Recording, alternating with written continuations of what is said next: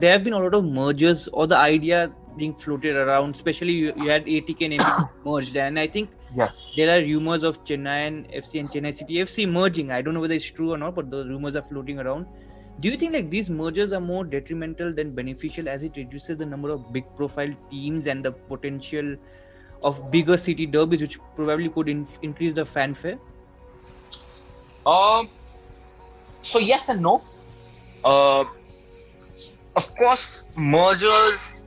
See, it's not a new thing. Mergers have happened across the world between clubs, and they've happened for different reasons. It could be financial. It could be the fact that a single entity could present so much more to the city than what two different ones could have been. There are, of course, you know, um, cities in the world wherein mergers can't even be thought of. You cannot think that Fenerbahce or Besiktas or Galatasaray will merge, or that Chelsea, Tottenham, or Arsenal will merge. But that's a lot of historical evidence there.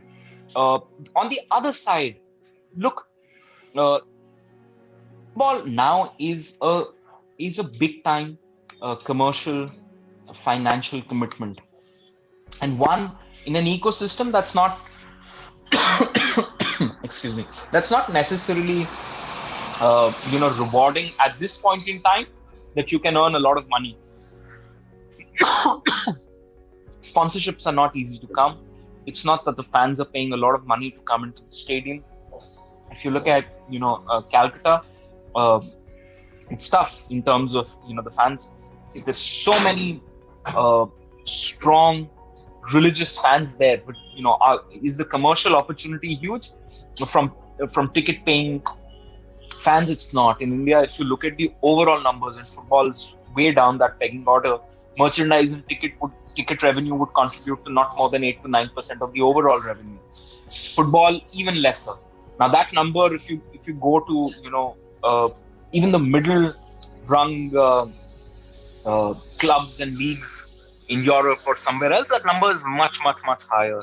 So that presents with a struggle of sorts for clubs to stay relevant, to stay, to compete, and that in itself presents organizations with an opportunity to say, hey, how can we come together and chart out a path for ourselves wherein we can go stronger forth.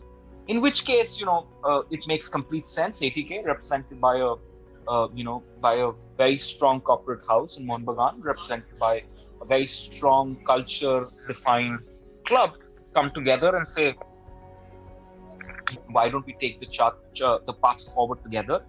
The challenge, of course, is you had two big clubs that's now become one. So the opportunities for players is lesser.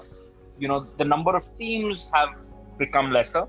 I will not speculate about what's going to happen in Chennai City, because these are only rumors as of now. So I don't know, and I'm not in a position to comment. We know about what's happened at ATK and Mohun, and let's hope for the best. Mergers and acquisitions across the a lot of them work, some of them don't work. We cannot move into something with negativity, so we have to hope that it works. From my side, the only negative, of course, is clubs in India subcontinent, because the more number of football clubs, the more number of players, because they're developing, that presents more number of elite players to the national team, and that's how the ecosystem can develop at the top.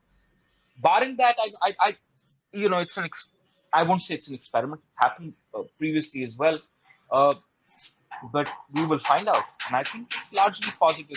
It's a strong group, ATK.